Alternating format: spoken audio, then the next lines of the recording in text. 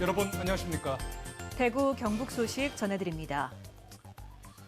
어제 대구시 국정감사에서 김용판 의원이 대구시 신청사 건립 문제를 짚었습니다. 화살은 권영진 전임 시장을 향했습니다. 권 시장이 청사 건립비를 유용했다고 발언한 겁니다. 그러자 권 전 시장이 발끈하며 반격에 나섰는데요. 내년 총선에서 권 시장이 김용판 의원 지역구를 노리고 있다는 설이 파다한 가운데 총선 신청사 대전이 벌써 불붙고 있습니다. 보도에 권윤수 기자입니다.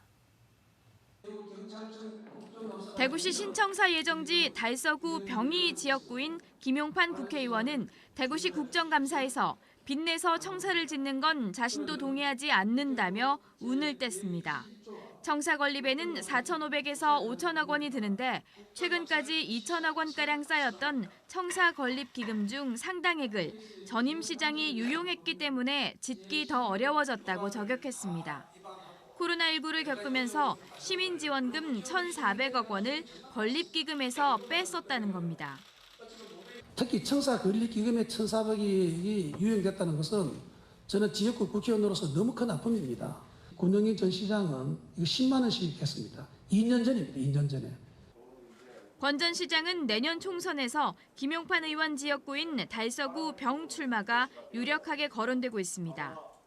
김 의원은 이를 의식하는 발언도 서슴없이 했습니다. 지금 신청사 매개를 해서 자기 출마 요청이 많다고 해서 총선 지금 준비를 하고 있습니다. 여기 관해서는 제가 누구나 나올 수 있겠다 말은 하지 않지만 권 전 시장은 즉각 반발했습니다. 자신의 SNS에 이분 참 나쁜 국회의원이네요 라는 제목의 글을 올려 건립기금에서 재난지원금으로 쓴 것은 600억 원이라고 반박했습니다. 그동안 홍 시장의 눈치만 살피다가 이제 와서 전임 시장을 비판하고 건립 지연의 책임을 전가하는 것은 배은망덕하고 비열하다라고도 했습니다. 그렇다고 당신의 무능과 무책임이 가려지는 것은 아니다라고 꼬집었습니다. 신청사를 둘러싼 두 사람의 설전은 이번이 처음이 아닙니다. 지난 2월에도 김 의원이 터 일부를 매각해서라도 첫삽을 떠야 한다고 주장하자 권 전 시장은 무능하고 비열하다며 해낼 자신이 없으면 국회의원직을 내려놓으라고 맹비난했습니다. 총선을 5개월여 앞두고 지역의 현역 의원과 전임 시장 사이 신청사 빅매치가 성사될지 관심이 쏠리고 있습니다. MBC 뉴스 권윤수입니다. 경북대학교 대학평의원회가 파행을 겪고 있다는 소식 전해드린 적이 있습니다.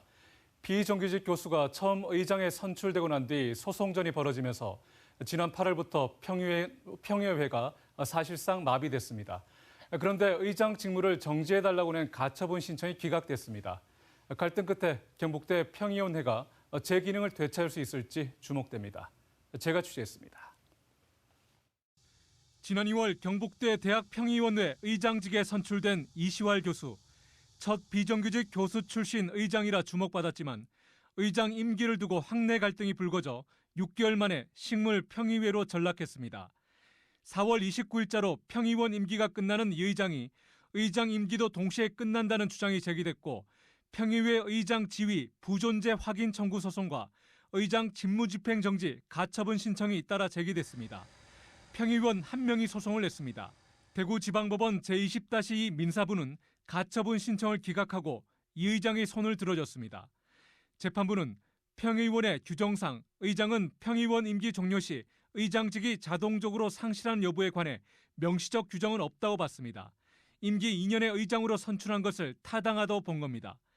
지난 2월 27일 실시된 임원 선거는 보궐선거로 이 의장의 임기가 종전 의장의 임기가 끝나는 4월 14일까지라는 주장도 받아들이지 않았습니다.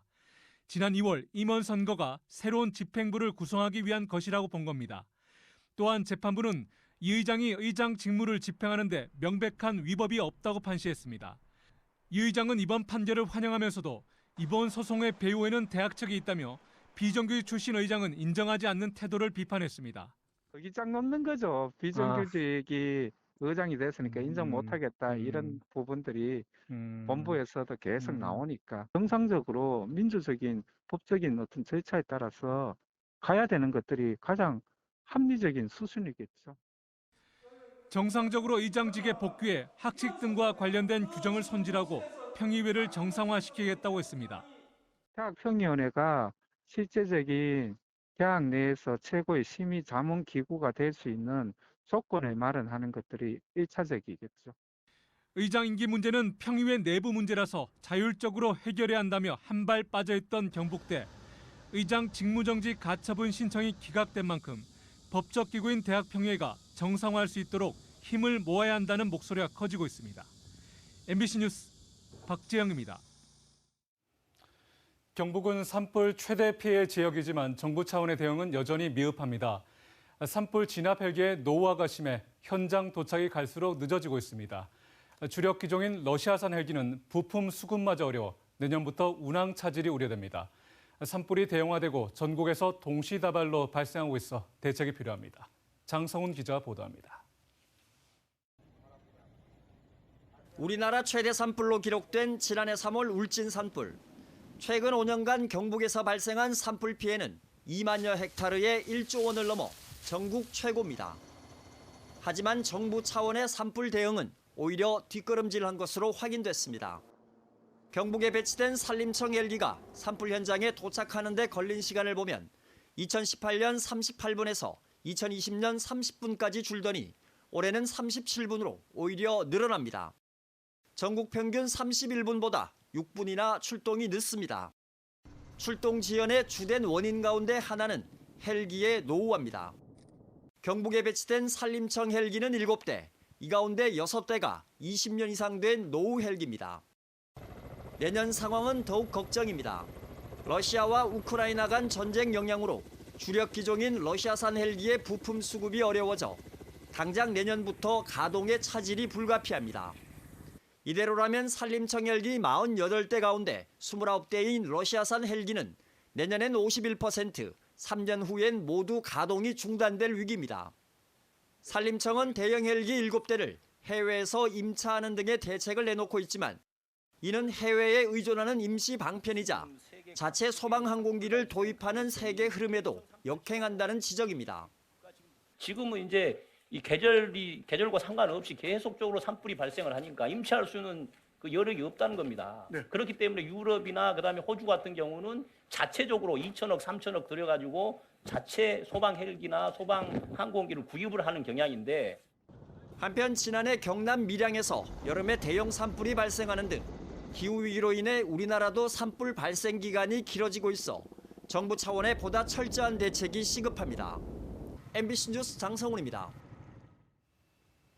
오늘 낮 12시 30분경 영주시 순흥면 덕현리 야산에서 산불이 발생해 1시간 40분 만에 진화됐습니다. 불이 나자 산림당국은 산불 진화 헬기 석 대와 산불 진화 장비 6대, 산불 진화대원 41명을 투입해 오후 2시 10분 진화를 완료하고 산불 원인과 피해 면적을 조사하고 있습니다. 산림청은 단풍철 산행 인구가 늘어나고 수확기 농업 부산물과 쓰레기 소각 등으로 산불 발생 위험이 높다며 주의를 당부했습니다. 전남은 경북과 함께 의료 서비스가 가장 취약한 지역으로 꼽힙니다. 하지만 공공의대 설립을 위해서 전남 지역 정치권은 대통령실을 찾아가 삭발식을 거행하는 등 적극적인 목소리를 내는 데 반해 경북은 이렇다 할 움직임이 없는데요. 지역민들은 주민 건강권과 직결된 문제인 만큼 정치권이 더 나서야 한다고 주장하고 있습니다. 이도훈 기자입니다. 지난 18일 용산 대통령실과 국회 앞에서 각각 삭발을 단행한 두 사람. 목포 김원희 국회의원과 순천 소병철 국회의원입니다. 전남의 공공의대 신설을 요구하기 위해서입니다. 산모가 산부인과가 없어서 닥터의 길기를 타고 가다 아이를 낳는 일 더 이상 없어야 되지 않겠습니까? 이날 삭발식에는 지역 국회의원뿐만 아니라 전남 도의원, 목포와 순천시 의원 등 500여 명이 함께했습니다. 전남처럼 의과대학과 상급 종합병원이 없다는 사정이 똑같은 경북. 입학 정원이 50명도 채 되지 않는 경주 동국대 의대가 본과 3학년부터는 수도권에서 수업을 받는 걸 감안하면 사실상 경북에도 의대는 없는 셈입니다. 하지만 지역 정치권의 온도차는 눈에 띄게 뚜렷합니다. 2년 전 국립대 의대 신설을 위한 법안을 안동 예천의 김영동 의원이 지역의 박형수 이미자 의원과 공동 발의했지만 아직 상임위 문턱도 못 넘었고 경북도의회도 안동대에 의대를 신설하라는 건의안을 대통령실에 전달한 정도입니다. 안동시도 토론회 개최 등의 수준으로 정부를 압박할 만한 행보는 보이지 않았습니다. 경북 지자체 간의 연합된 목소리도 거의 없는 실정입니다.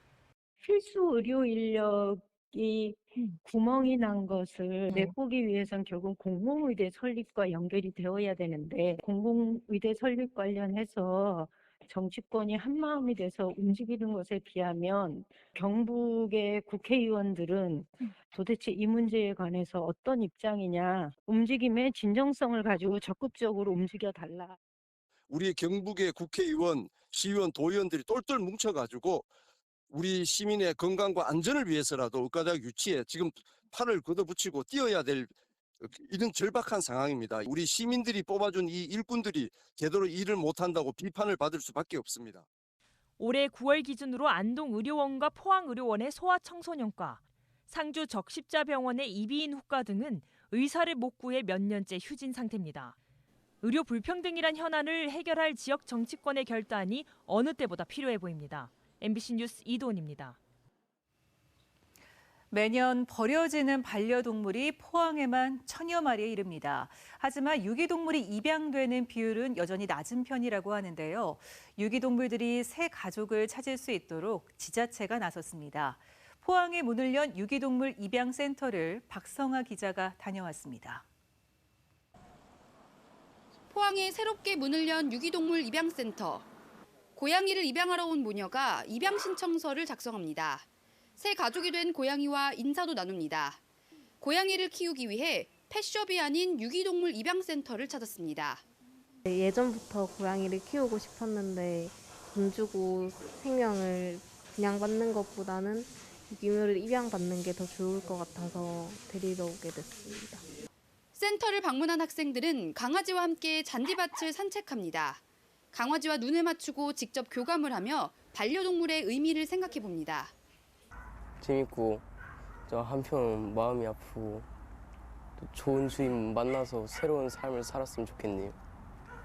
와보니까 강아지들도 불쌍하고 귀엽기도 하고 나중에 그냥 와가지고 여기서 몇 마리 입양해 가는 것도 좋을 것 같아요. 포항에서 버려지는 동물은 매년 약 1000여 마리. 입양되는 비율은 유기견의 경우 절반에도 못 미치다가 지난해 50%를 겨우 넘긴 수준입니다. 유기동물 입양률을 높이기 위해 포항시가 직접 유기동물 입양센터를 열었습니다. 이곳 포항시 유기동물 입양센터는 이렇게 버려진 강아지와 고양이 10여 마리를 수용하고 있습니다. 기존 동물보호센터보다 시민들의 접근성을 높이고 직접 동물들과 시간을 보내며 입양에 대해 생각해 볼 수 있는 기회를 제공합니다. 산책도 경험하시고 또 이게 입양 정보도 더 많이 받아서 좀 더 신중한 선택을 할 수 있도록 하기 위해서 이제 개설을 하게 되었습니다. 반려동물 800만 시대, 사지 말고 입양하자는 움직임에 지자체들도 발을 맞추고 있습니다. MBC 뉴스 박성아입니다. 김장철을 앞두고 배추, 대파 등 김장 재료 가격이 급등하고 있습니다. 한국농수산식품유통공사에 따르면 지난 17일 기준 대구 지역 배추 한 포기 소매 가격은 6,895원으로 한 달 전보다 39% 올랐습니다. 대파는 한 달 전보다 25.5% 올랐고 생강은 지난달보다 1.5%, 1년 전보다는 134% 올랐습니다. 지난 7월과 8월 폭염과 폭우 등 이상기후로 농산물 작황이 좋지 않았기 때문으로 분석됩니다. 정부는 앞으로 2주 동안 배추 2,200톤을 집중적으로 방출하겠다며 이달 하순쯤 가격이 안정될 것으로 전망했습니다. 대구 지역 주택사업 경기 전망은 9월보다 10월이 더 높게 나타났습니다. 주택산업연구원에 따르면 10월 대구 지역 주택사업 경기 전망지수는 100으로 9월보다 6.9포인트 올라 8월 수준을 회복했습니다. 전국 주택사업 경기 전망지수는 87.7로 전달보다 1.1포인트 상승한 것과 비교하면 큰 폭으로 올랐습니다. 반면 경북은 83.3으로 9월과 비교해 2.4포인트 내렸습니다. 최근 경북을 중심으로 전국적으로 소나무 재선충병이 빠르게 확산하고 있습니다. 국민의힘 박덕흠 의원의 산림청 국감 자료에 따르면 소나무 재선충병 감염목은 지난 2018년 46만 그루에서 지난해 97만 그루로 4년간 2배 이상 늘었습니다. 특히 경북은 47만 그루로 전국에서 확산세가 가장 컸습니다. 이처럼 피해는 늘고 있지만 지난해 방제 예산은 805억 원으로 전년보다 100억 원 넘게 줄었습니다. 하중환 대구시의원은 달성군 화원읍 대구교도소 이전터에 국립근대미술관과 국립뮤지컬 컴플렉스 등을 짓기로 한 계획을 조속히 추진하라고 대구시에 촉구했습니다. 하 의원은 지난 4월 대구시가 대구교도소 이전터에 문화예술 관련 시설을 짓기로 발표한 뒤 지금까지 사업이 추진되지 않고 있다고 지적했습니다. 사업의 지연으로 이전터가 장기간 방치될 것에 대한 대책과 유휴부지 활용 계획을 밝힐 것도 요구했습니다. 전국 로스쿨 입학생 대부분이 수도권 대학 출신인 것으로 나타났습니다. 강득구 민주당 의원이 교육부로부터 받은 자료에 따르면 2019년부터 5년 동안 전국 로스쿨에 입학한 신입생의 88.5%는 수도권 대학 출신입니다. 경북대는 93.9%로 다른 지방 국립대보다 더 높게 나타났고 영남대는 82.7%였습니다. 출신 고등학교도 수도권 고교 출신이 영남대 45.3% 등 지방 9개 대학 평균이 48.3%로 수도권 쏠림 현상이 심했습니다. DGB 금융지주 회장 후보 추천위원회는 최고 경영자 후보군을 구성하기 위해 회장 후보 추천과 평가를 담당할 외부 전문기관 2곳을 선정했습니다. 후보자 추천을 맡을 곳과 추천된 후보자에 대한 평판 조회 등을 담당할 일명 헤드헌터로 불리는 외부 전문기관 2곳입니다. DGB 금융그룹 내부와 외부에서 각각 5명씩 추천받아 올해 한 서너 명으로 압축하고 내년 1월 말쯤 최종 후보를 추천할 방침입니다.